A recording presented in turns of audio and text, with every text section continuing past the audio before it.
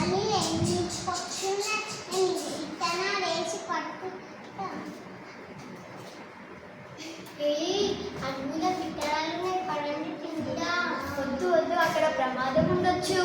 నువ్వు ఎప్పుడు ఇట్లా తినవు మమ్మల్ని వెళ్తా. అయ్యో అయ్యో మనం ఇప్పుడు ప్రమాదంలో ఉన్నామే. సరే, నా దగ్గర ఒక ఐడియా ఉంది. ఇప్పుడైనా నా మాట వింటారా? ఇంకా గట్టిగా పైకి ఎగరండి.